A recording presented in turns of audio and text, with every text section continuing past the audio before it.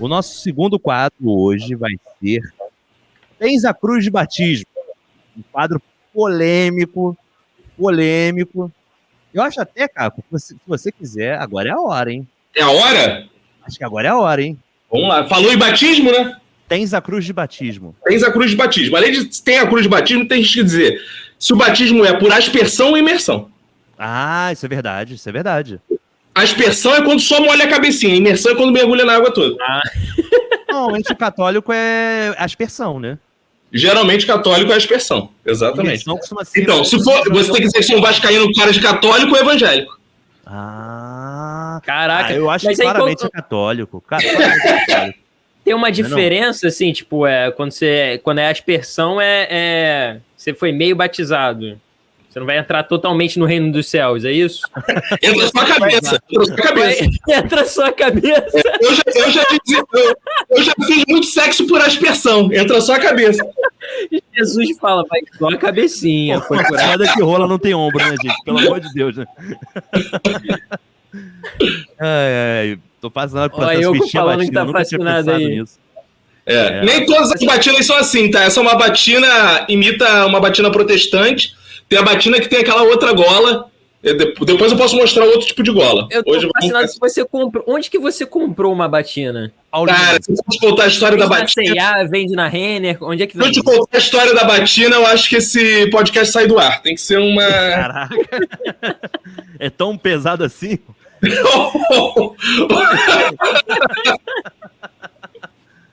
É tão pesada ao ponto, só pra falar pra você, essa aqui já não é mais a minha batina, essa aqui é uma cópia que eu tive que fazer, porque a outra foi tão pesada que eu tive que devolver. O Yoko deixou aqui uma observação. A última vez que tinha padre Nicolas e Lucas foi no catecismo. E realmente, não sei se o Caco sabe, mas eu e o Lucas fizemos catequese juntos. E a nossa catequista era dançarina do Faustão. Sabia disso? Melhor informação. Pô, isso é bom demais, cara. Isso daí foi realmente... Agora temos aqui conosco o Padre Caco. Padre, podemos afirmar o time dos amiguinhos? Pode, deve. Pô, claro. Pode, deve. Temos que afirmar, então, e eu vou começar com o personagem da ficção. Meu personagem, que eu tenho certeza que é vascaíno, é o BoJack Horseman. Sim, concordo. Tá aí. Ele tem uma melancolia vascaína, né, cara? Tem. Ele fez muito sucesso nos anos 90, né? A música da série fala, né? De volta nos anos 90, eu estava num famoso programa de televisão. O auge dele foi nos anos 90, e o Vasco é a mesma coisa. Ele enfrenta uma decadência severíssima, né? Nos anos 2000, nos anos 10, e eu acho que casa muito com o Vasco. Eu tenho certeza que o BoJack Horseman seria vascaíno se ele soubesse da existência do Vasco. Não chegou até ele. Mas por aspersão, ele tem cara de católico. Por aspersão. Embora seja norte-americano, né? É verdade, né? Faz mais sentido as igrejas protestantes lá, né? Tá aí. Tem até numa das temporadas mais avançadas, mostra o passado dele, era uma família bem tradicionalíssima, assim, americana. E tem um lance do enterro, acho, da mãe dele. Eu acho que era uma igreja protestante. Mas tem muito luterano, né? E o luterano acho que faz por aspersão também. Também. É porque o luteranismo ainda tem uma proximidade ali do catolicismo. Muito grande, sim. O Matheus concordou comigo aqui. Tem cara mesmo. BoJack Horseman, afundado em drogas, em bebida, com aquela barriga depois de gordo, velho. Coitado. BoJack Horseman seria bastante... Saudade do Eurico. Saudade do Eurico. Como que ele estaria vendo esse Vasco hoje, né? Pô, sofrimento demais, irmão. Sofrimento demais. Eu acho que ele é vascaíno demais. Não tem como não. Lucas... Meu caro amigo de bancada.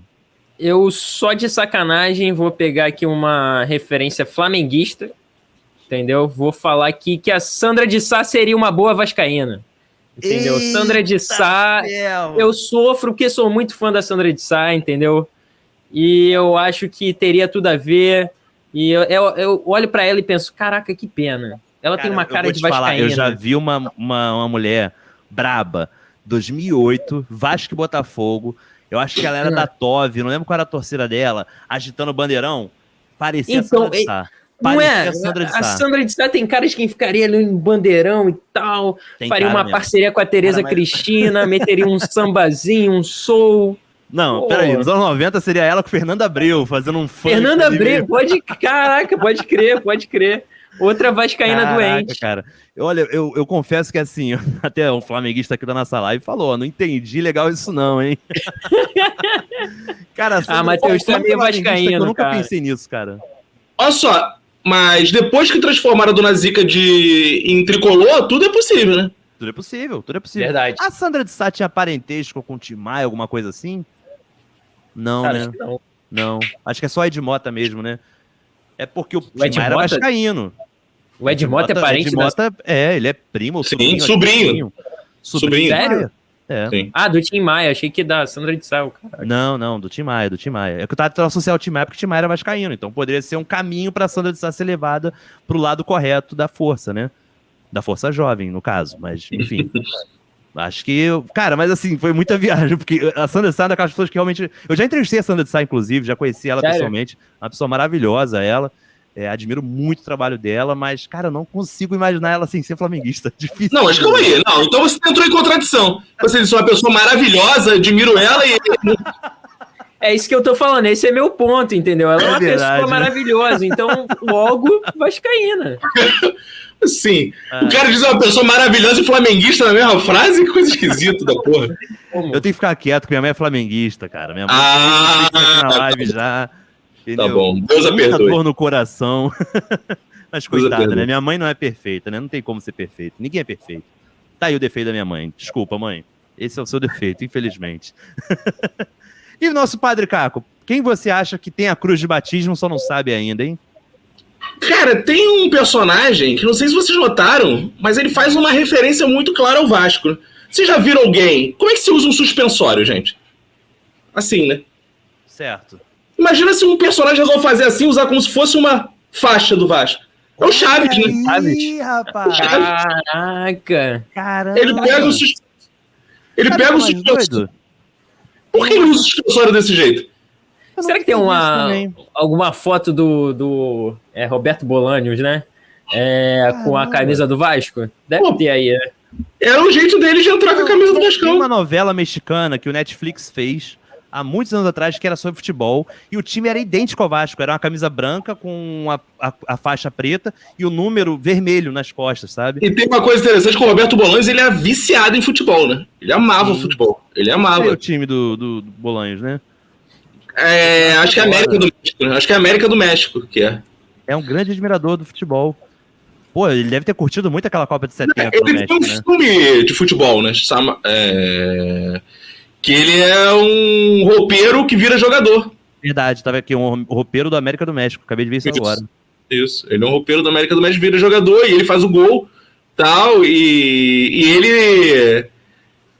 ele recebe tem uma coisa curiosa na carreira do Roberto Bolanhos, que ele recebe uma proposta do Pelé para fazer um filme com ele, né? O Pelé, antes de fazer o filme com os Trapalhões, ele procurou o Chaves, né?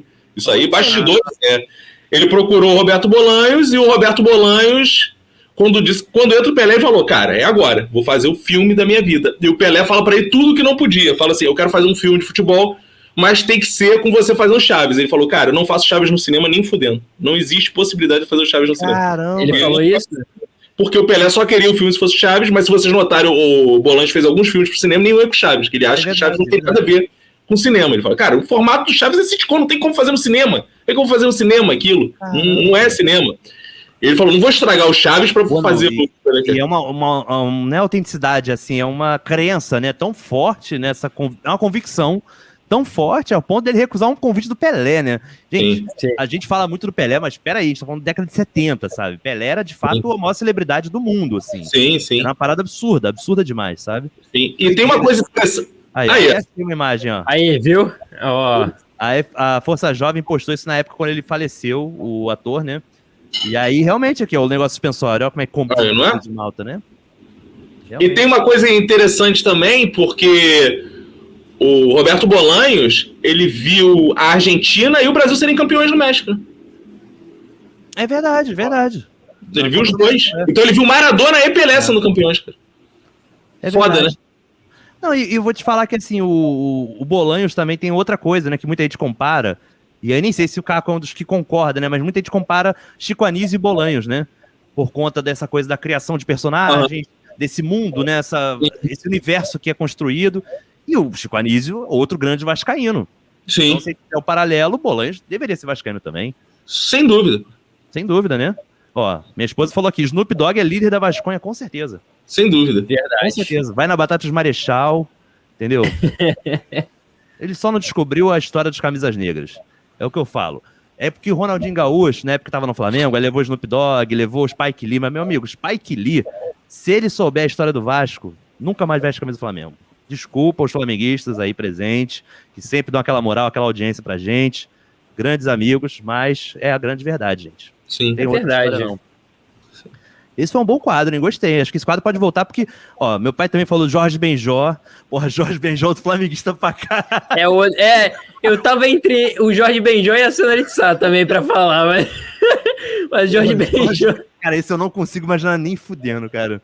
Nem fudendo, assim. Ai, cara, o Jorge Benjó vascaíno é impossível, cara. É impossível. Doideira, né? É doideira mesmo. Tento fazer esse exercício assim, mas não consigo. Cartola é um que eu acho que seria vascaíno. Cartola, pra mim, pô, aquela tristeza dele, irmão, aquela tristeza ali, só um vascaíno do século XXI pode passar por uma tristeza daquela, sabe? Não, e até porque, né, pô, o Eurico era um dos maiores cartolas, né? Então, justo. Bom demais, bom demais. Caraca, Mo dos Simpsons é muito Vasco. Mo é o dono do bar, né? Sim. É o Mo, né? Então, aqui o dono de bar é português. Sim, claro. Então...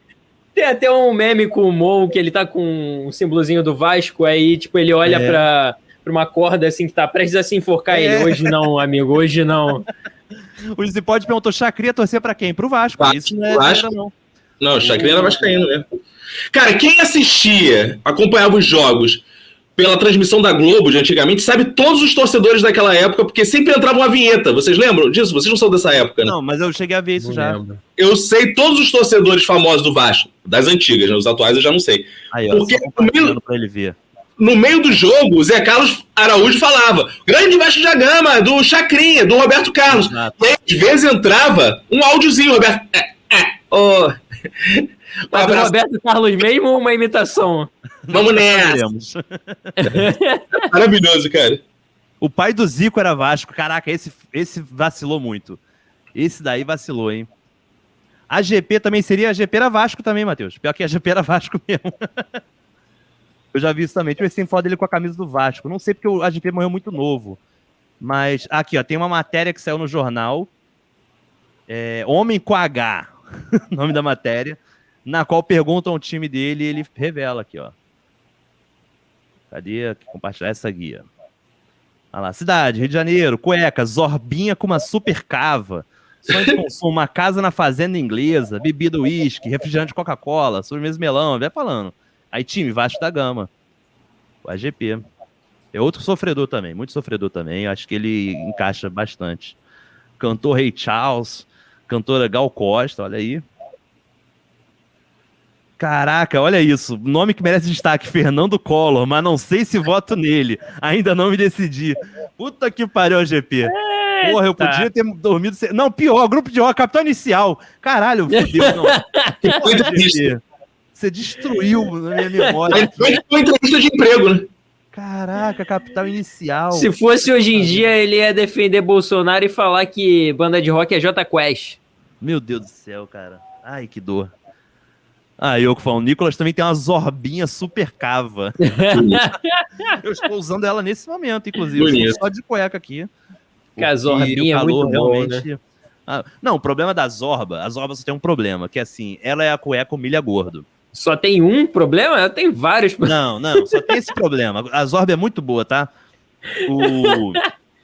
Como ela é uma cueca que humilha gordo, quando você coloca, você sendo gordo, ela vira assim, zorba, sabe? Uma coisa gigantesca, cara. Isso é muito humilhante, cara. Ela estica assim um nome de um jeito, sabe? E tu comprou do tamanho certo, tamanho 3GG, sei lá qual é o seu tamanho, sabe?